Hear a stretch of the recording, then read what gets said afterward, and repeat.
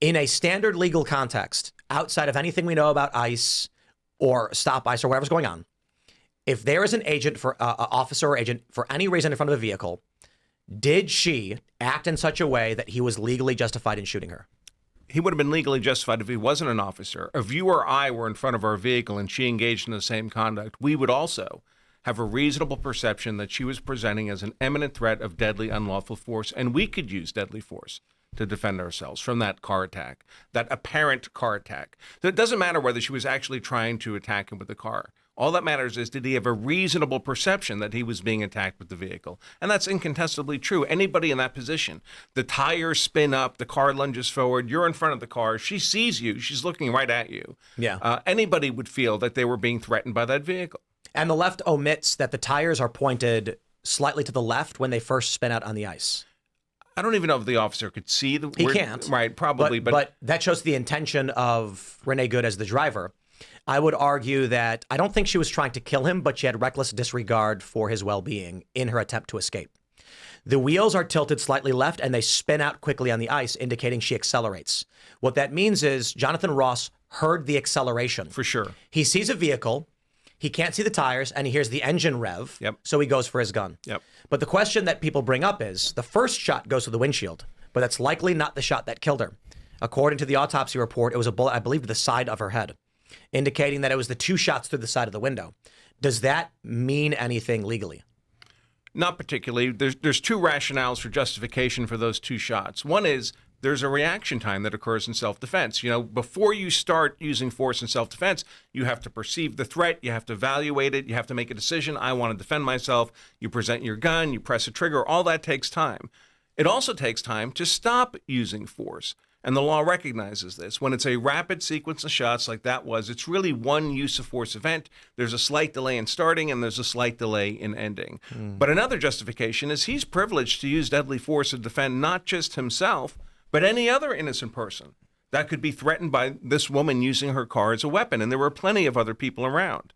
In a law enforcement context, my understanding is that the standard protocol is to shoot until the threat is stopped. Is neutralized, right. Which means it doesn't, at this point, with the vehicle hitting him, and it did, we know about his injury, whether they want to admit it or not, the left, I guess their argument is that the doctors conspired with the federal government to make up fake injuries. I doubt it. I don't think his injuries were particularly severe. He probably had bruising, but he was hit.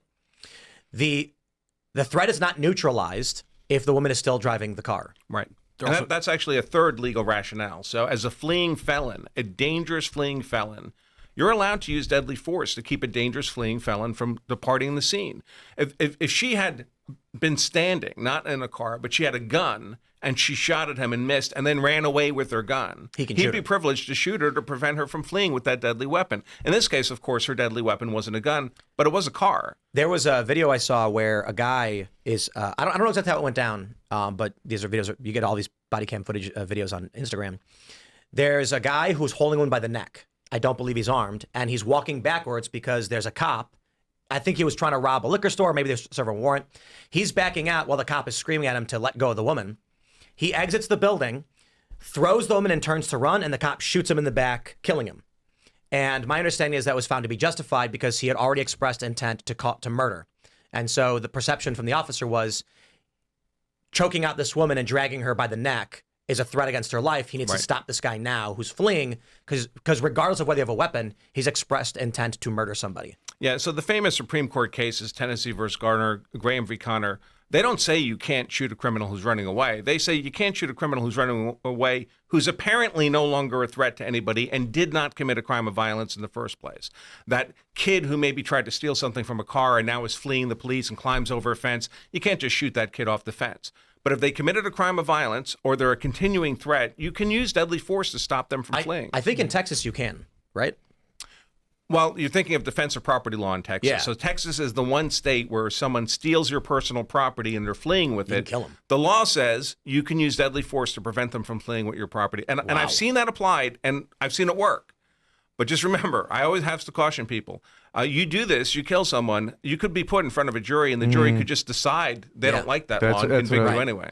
Well, I wanted to ask you, because this is one thing I've been seeing in at least corporate media is they're attacking Jonathan for the 2 shots on the side. Like what just legally, I don't know if you could give me a breakdown on if that impacts anything on self-defense. I've been seeing it scrutinized all over the media. Trained to fire in succession, right? From a legal standpoint, I don't know anything about this stuff. Yeah, so first of all, they're always trained to fire more than 1 shot. Oh, okay, right? yeah. So a 9mm round, just not very powerful. You can't count on this. And by the way, when you're shooting at a real human being, you don't know where the bullets are hitting. You don't know if you're having a disabling effect. You don't even know if you're hitting the person. A lot of shots fired by law enforcement just miss completely. So they're trained to fire 2 or 3 shots as a single use of force event. And that's exactly what he did here. So that's all happening in about 1.5 seconds, maybe 1.4 seconds, 1.2 seconds. It's quite quick. And again, there's that delay reaction, and you make the decision to stop. It takes time for that to actually take effect. And she's still a threat to others, and she's a fleeing felon with a deadly weapon. Let's Lots of justifications for those last 2 shots. So there's a lot to break down in the Alex Preddy circumstance, especially with the new video that went viral, where we now know that he was actually violent and was screaming, "Assault me, MFer." But starting from the first video, give us your assessments on this use of force circumstance. Yeah, every bit of force the officers used from beginning to end was lawful in that video. From the moment where they're ordering that woman back, I'll call her white coat, right? You see the CBP officer verbally ordering her to create more space from the act of law enforcement action they're engaged in. She disobeys that order. She stops. He's telling her, get on the sidewalk. She doesn't get on the sidewalk. Well, if they don't obey your verbal lawful orders, you get to escalate to non-deadly force. So he shoves her onto the sidewalk. That's permissible. And then Preddy comes in and makes contact with him. The moment he does that, he's committed interference with contact, which is a federal felony, good for 8 years in prison. Wow. It doesn't have to qualify as an assault, an intent to harm. It just has to be interference with contact. Now Preddy has committed an 8-year federal felony in the presence of all those officers. Of course they're going to make an arrest. And it was an act of violence on one of their fellow officers. So they move in now to make the arrest. They go hands-on, they grab him, they get him on the ground, try to get him on the ground. And now he's violently resisting arrest. Not only is that a resisting arrest charge, it's continuing acts of interference with federal law enforcement with contact. Then they hear the shouts of gun. Gun, gun, gun. And by the way, a lot of people say the officer in the green shirt who extends his, like they say, well, he was looking right there. He was looking at the gun as it was taken off his hip, so he knew he didn't have the... That's not how the human eye works. Yeah. The human eye is not like a photograph where everything's in focus at the same time, and no matter what you look at, it's in focus. The human eye, when you look at one object, I look at you, you're in focus. But Tim's not. They're not. Other things aren't.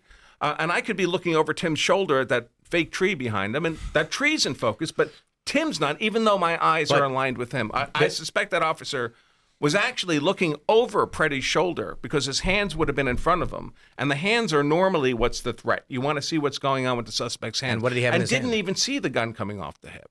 What did he have in his hand, Preddy? Well, he had an object in his hand. We don't know what it was. It could have been his phone. It could have been another magazine. It was a phone, but as far as the officer can tell, a series of events occurred where they hear gun, gun, gun. Right.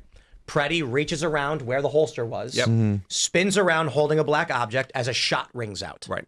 A shot was fired, and we believe it may have been the SIG defective discharged or something. Right. Some have said that it was an agent panic shooting the ground. We don't know. But if you're a law enforcement officer, someone is actively resisting arrest, someone yells gun, gun, gun, a shot rings out as he spins around with a black object, you have 1/10 of a second to decide whether or not you're going to wait to see if he shoots and kills you, right, or to neutralize the threat. Yep. You'll get shot 999 times out of 1,000 because you've created a reasonable perception, maybe not reality, right? We know he didn't actually have a gun in his hand. But these officers aren't required to make perfect decisions in self-defense. They're required to make reasonable and actually, you're required not to obstruct and resist arrest. Yes, of course. You have an absolute legal duty to comply with lawful arrest. Were you surprised, at least with the news, that after the shooting, the two, because we got this from the Bovino last press conference, that the 2 officers that did shoot were still working. They were just reassigned outside of Minneapolis. And then I believe, I don't know if maybe media pressure, but then 2 days later, we find out that the 2 officers that shot are now on administrative leave. Most common thing in the world. Oh, okay. That's standard you're protocol. involved in a shooting, you're put on administrative leave. It's and they probably normal. did like a trauma assessment or something. They do like a psych eval. Yeah, they'll do that. They'll do PTSD checks. And I mean, you just shot another person. That's not common even among law enforcement or military to have that happen. And it's just, you want to make sure if you have an officer who is going sideways, you don't just put him back on the street with a gun again, right? You want to be safe from that perspective too. But every officer who's cleared for a shooting was also put on administrative leave. I mean, it's just common procedure. Yep. Well, I think it's going to get worse. I think more is going to happen. I think the left is largely comprised, like the root of the ideological divide, and I mean like the bare base, is emotionally driven individuals versus factually driven individuals. Yep. The left doesn't care what's true. They care how they feel. And the right, it's as Ben Shapiro said, facts don't care about your feelings. But the inverse has always been true, that feelings don't care about your facts. And these are the two factions. This results in two greater ideological moral worldviews, the multicultural democracy of the left and the constitutional republic of the right. It doesn't matter what's true. You have a zombie horde, as I would describe it on the left. They don't care if it's justified or not. They care that bad guy did bad thing. And it doesn't matter if bad guy is allowed to do bad thing. Doesn't matter. They are going to recruit on this, and the hyperpolarization is going to get worse. We're seeing it geographically, and now we're seeing it in the redistricting efforts. There's not going to be swing districts anymore. It's literally just going to be bulk power at the federal level. I feel like this only ends with one conclusion. If Massachusetts, for instance, has 40% Republican population, but they have no Republican seats. All of New England, that's true. All of New England. And they're doing this now in every other state. And the projection that we're seeing for the midterm is there's no swing states anymore. There's no swing districts at all. It's literally just solid blue with a little light blue and solid red with a little light red. So what's going to happen is it's guaranteed whoever asserts the power in Congress will get it. Thanks for watching this clip from the Culture War podcast. We're live every Friday, 10 a.m. to noon. So subscribe and come hang out.